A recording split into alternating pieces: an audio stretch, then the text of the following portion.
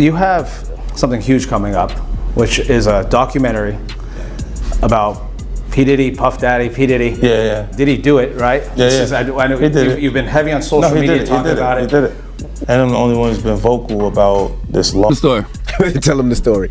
So we talking about rumors, right? Yeah. And we, when you Google his name, there's a rumor that pops up that he was Diddy's boy toy.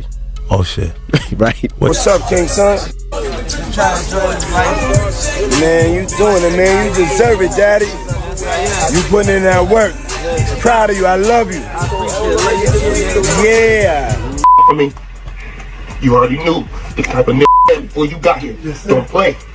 Another rapper is doing his best to distance himself from Sean Diddy Combs after the music mogul was arrested and charged with racketeering and crimes. We're taking a closer look at Meek Mill's. The new documentary didn't create rumors. It reopened a chapter that hip-hop had quietly pushed aside with success and silence. For years, the relationship between Diddy and Meek Mill sat in an unclear space, visible but rarely explained, public yet carefully guarded. Now, old clips, casual moments, and industry interactions are being viewed with fresh context, making what once seemed normal feel more concerning. When influence goes unchecked for too long, the focus shifts. It's no longer just about what happened, but why questions weren't asked sooner, and who benefited from the silence. Meek Mills. Well, he said a Philly rapper. You understand? And it was redacted in the paperwork to that because first of all, it had Meek Mills, it had Stevie J, they had redacted their names, and they had Usher, and they redacted their names and just said a performer of the Super Bowl and a Philly rapper. Everybody kind of knew back in the day that Meek Mills and Puff was a little too. When silence becomes profitable, 50 Cent is known for breaking it. His role in the documentary isn't neutral. It's deliberate and strategic. Anytime two rappers or two people in the industry come dressed up alike on more than one occasion, listen here, man. My dudes in Philly, I got some real strong dudes in Philly. They don't play that shit. And they probably embarrassed for the fact to see that Meek Mills, one of the street guys that came out of there, got caught up in this Hollywood whereas that he's dressing the same he dressing like Diddy, hugged up with Diddy. I think that Lil Rod know a lot of but I know this. Two men dress alike, it's just like two men laying down. When they both get up, they both homos. And that's real talk, bruh. My man, you go to a party, dog, and the nigga got the same shirt you got on, I'm taking my shirt off. I'm walking around in a t-shirt. And then, not to blow Meek Mills up out the water or anything like that, it was said that they checked his Google search and all the other shit, and he was searching for some online gay porn and all the other shit like that. Oh, wow. That shit crazy, bro. But listen, those are what, it's crazy that money, that lifestyle, and you trying to fit into something get you. These guys never set out to do all this shit. Meek Mills, when he got into the game, he didn't set out to be questioning about his manhood with Diddy. But he put himself in that position. Having survived the industry without depending on its protection, 50 Cent speaks like someone who left before the doors closed. By speaking out now, he moves the focus away from rumors and puts responsibility on those who stayed silent while power went unchecked. Mill and P. Diddy matching outfits picture goes viral after Meek Mill comes up in this lawsuit, right? You got this lawsuit where this dude is suing P. Diddy and people been going through it. He brought, I believe, a Young Miami name came up in it, like about her cousin, doing some things. And then the dude also stated that P. Diddy was bragging about getting with somebody who is a Philadelphia rapper who used to date Nicki Minaj. Goddamn Meek. No, Meek, no. Boy, it's getting hot up in that kitchen now.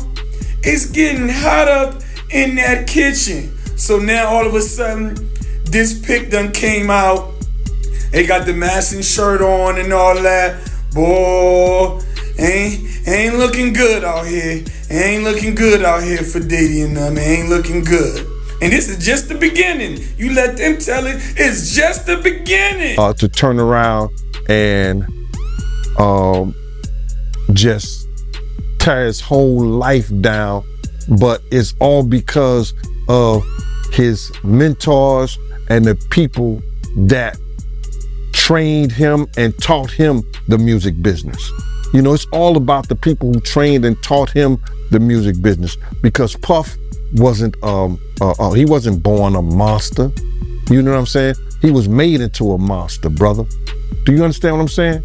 He was made into a monster from the stuff that happened to him, the things that he had to do. You understand? The things that he had to do to become who he is. You know what I'm saying? It's like this, brother. You never like something so much that you can't do it out, and you never be willing to do anything to get where you want to be at. You got to have principles, you got to have morals, you got to keep with that stuff. And in that music business, a lot of that stuff get thrown out the window. You understand? And that's what happened to him. He started doing the things to other people that was done to him. To keep, he was doing the things to other people that was done to him. And it is what it is. You gotta know better. And if you know better, you will do better. When he was in New York City, he was like that gecko from the Geico commercial. Then he turned and started going, when he lived in Cali and Miami, he turned into Godzilla. I would see him talk about how he using drugs. He was never like that. Smoking cigarettes, smoking weed and everything like that. He turned into something that you could consider a monster, bruh. Then he started doing things to people, you understand, that he learned. That's a learned behavior, bruh. Now, I'm not saying that he may have been doing a couple of things here and there with women, stuff like that in New York, but the things that they're talking about that he was doing, bringing in prostitutes to have sex with his girl and all that stuff like that, that was some crazy stuff to me, man. So I'm just looking at this whole thing, man, and you had asked me, and we don't have these conversations like most people do. We're gonna go back and you're gonna tell me what, we're gonna talk about this. You said, I'm gonna ask you how you feel, bro. I don't want no man to ever go to jail and be leaving their kids behind, be leaving their family behind. You understand? But some dudes belong in jail based on what they do and how they do it. We know that to be true. And it's just this situation, man, when they get down to all the facts and all what happened, he may belong in jail, bruh. And that's not my doing. That's not Cassie doing. That's his doing and his learned behavior from the people that mentored him.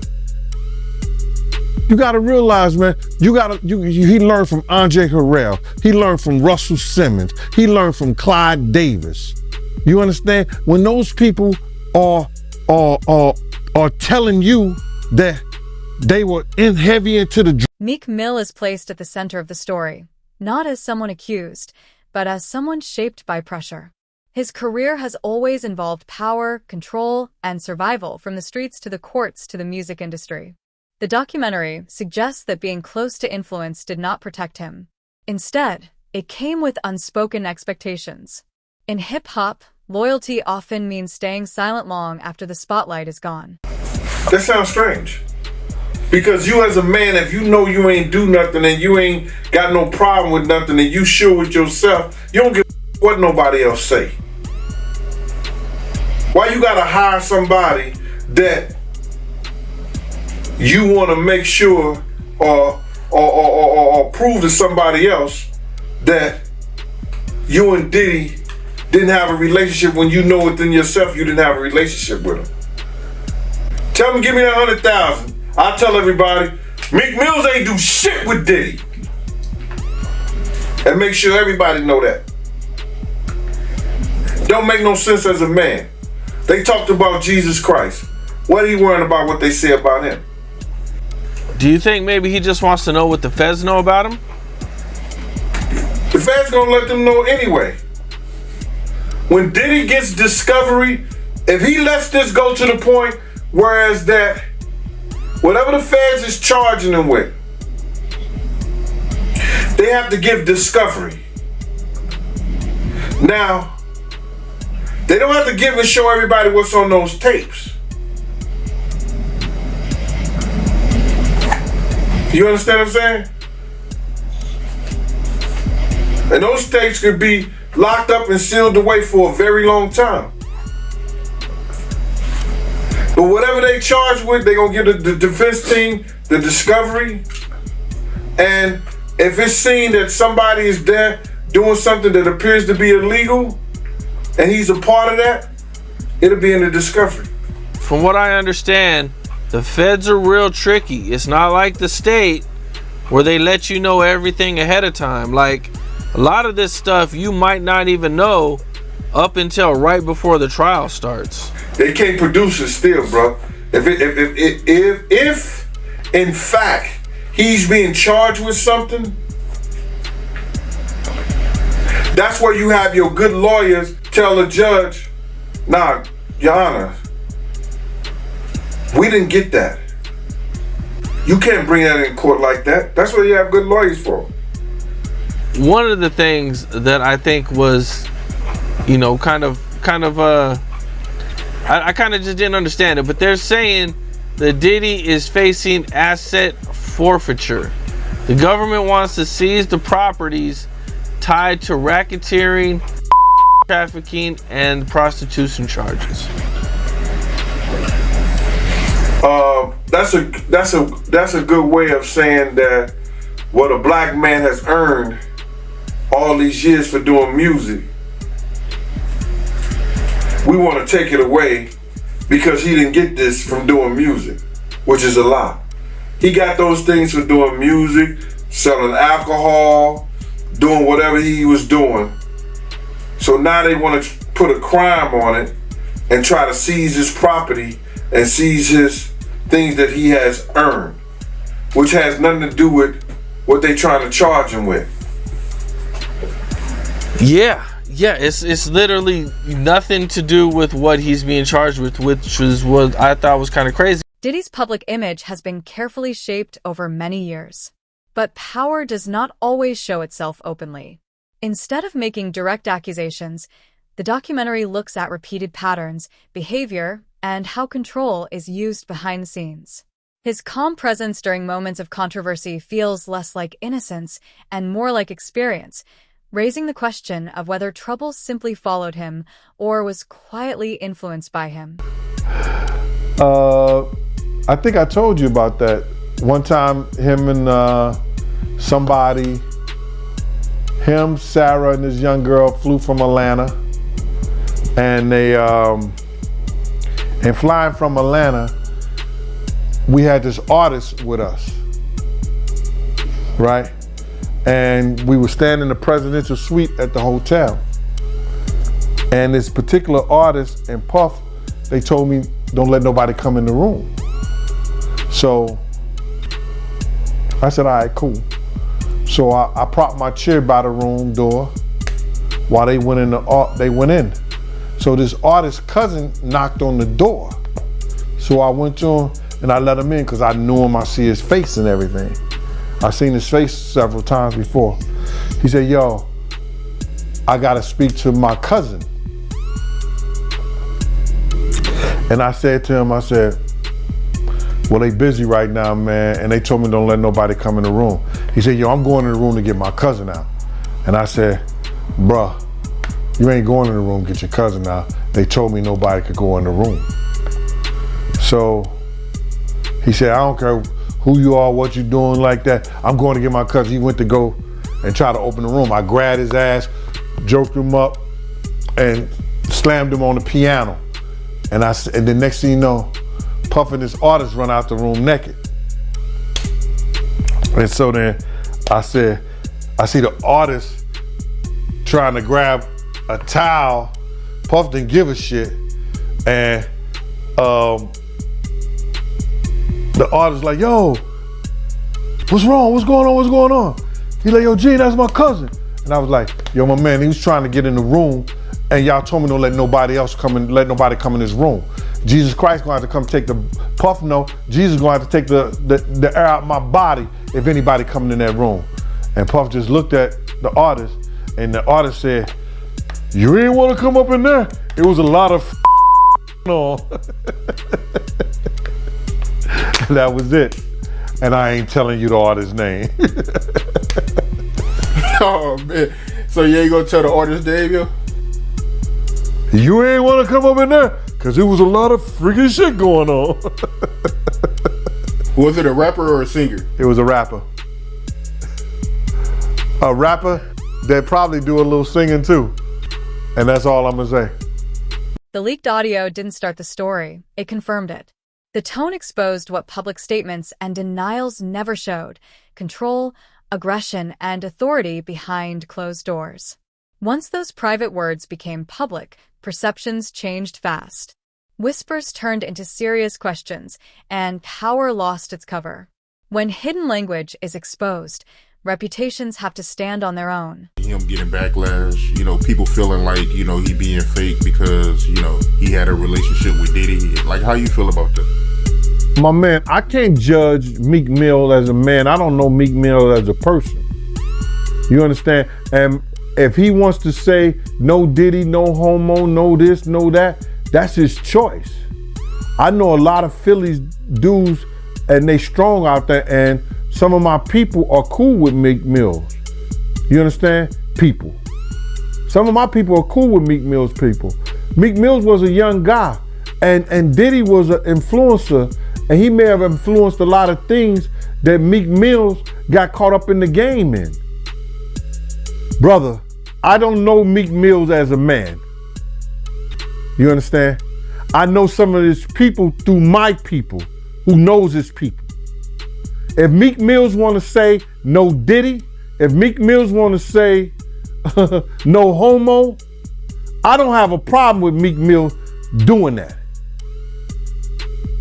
Meek Mill's got to deal with what he got to deal with based on the relationship him and Puff had. Dressing alike, being cozy, Puff calling him daddy,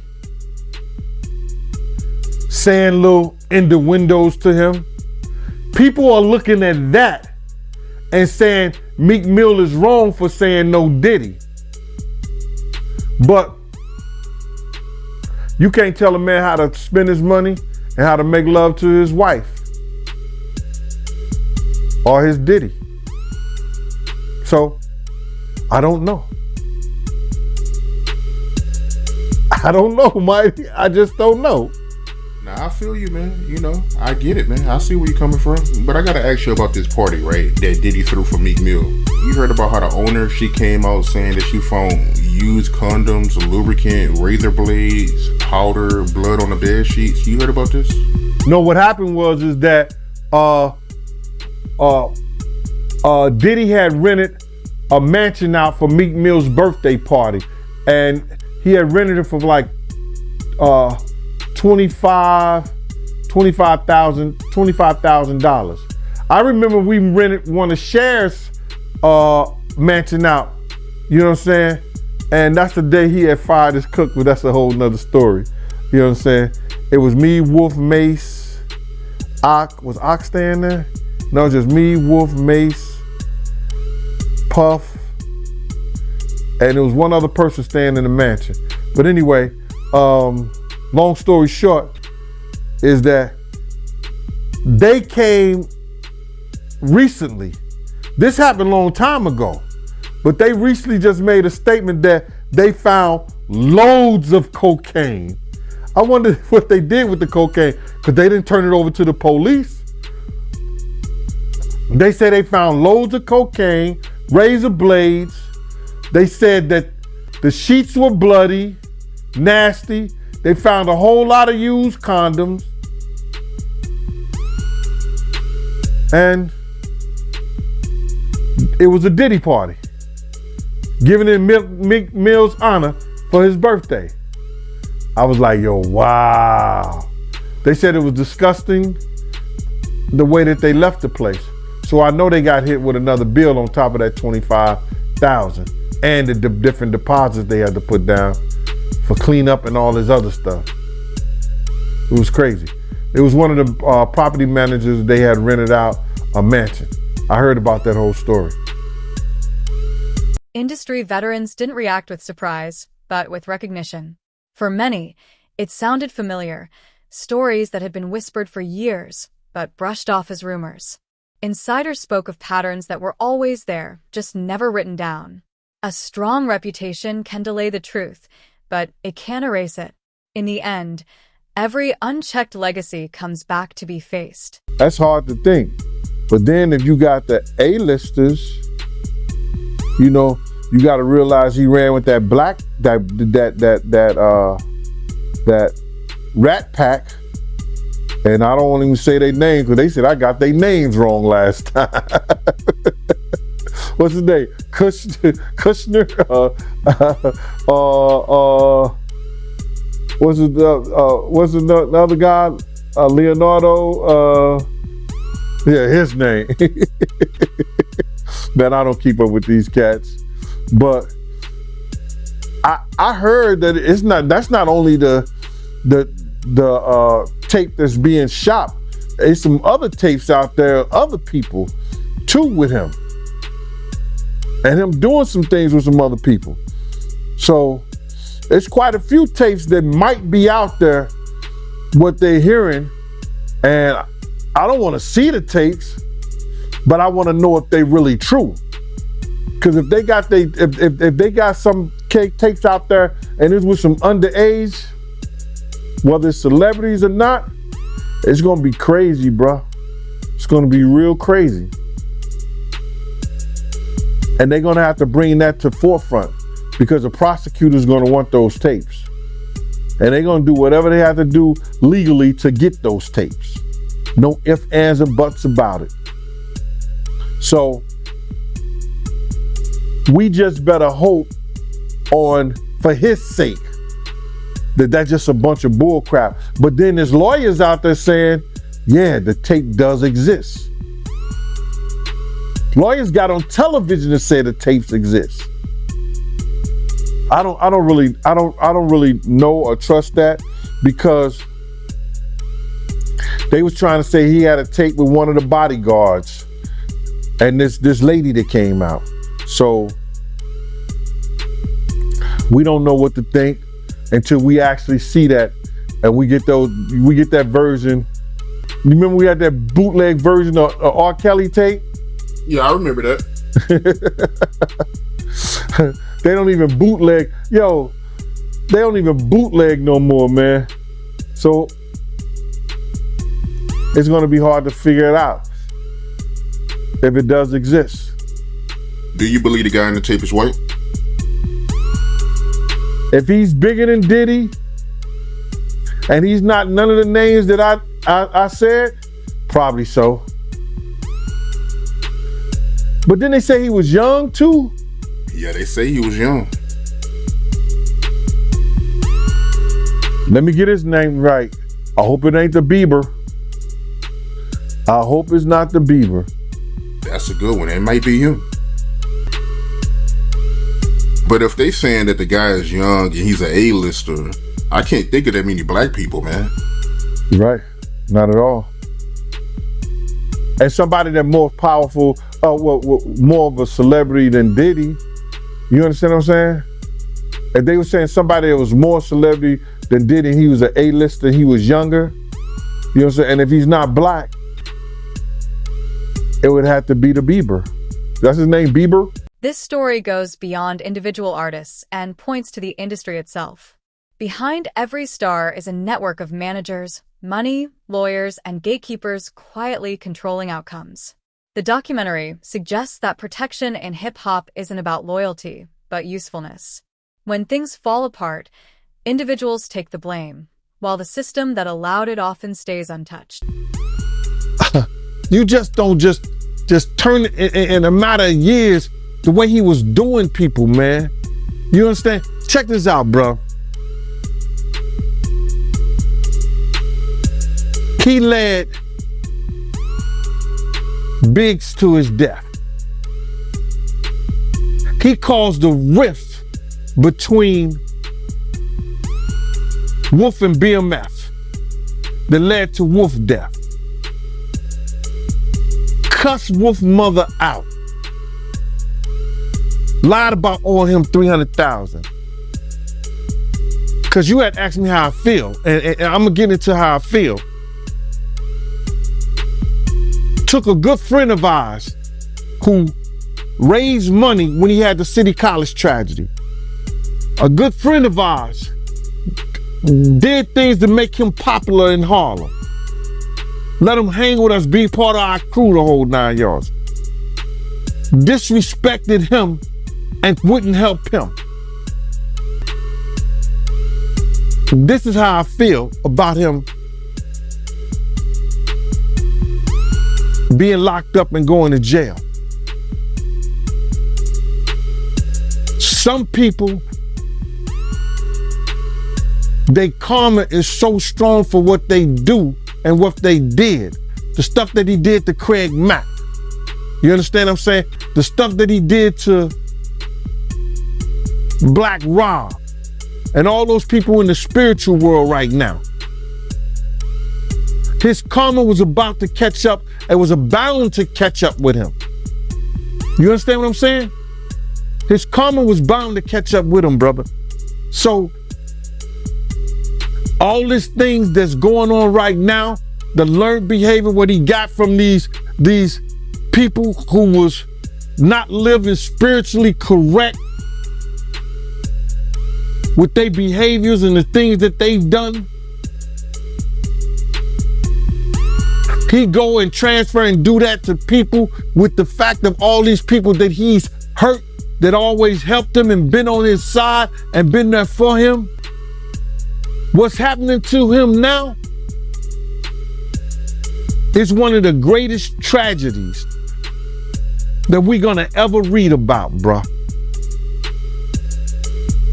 This is going to be one of the greatest tragedies that Shakespeare couldn't write in Richard. He couldn't write it in Macbeth. He couldn't write this shit in Romeo and Juliet. This is going to be one of the greatest tragedies of hip hop, along with Pac's death, along with Big's death. And he brought it on himself because he knew that he was wrong, and he knew that he learned something that wasn't right. He know different from right and wrong, bro. You have a way to change. You know when something is right and when something is wrong, and you know if you wrong, you get help. He didn't choose none of that, bro. He chose to be who he is, and now he gonna learn. It ain't no fun when the rabbit got the gun. What 50 Cent released isn't a conclusion. It's a crack in long-protected alliances. The documentary doesn't solve the mystery. It exposes tension, contradictions, and silence that can no longer hold. What we're seeing isn't just conflict between artists, but the slow unraveling of an industry built on control and image. In hip-hop, truth rarely comes gently. And when everything finally surfaces, the real question is whether accountability follows or history repeats itself.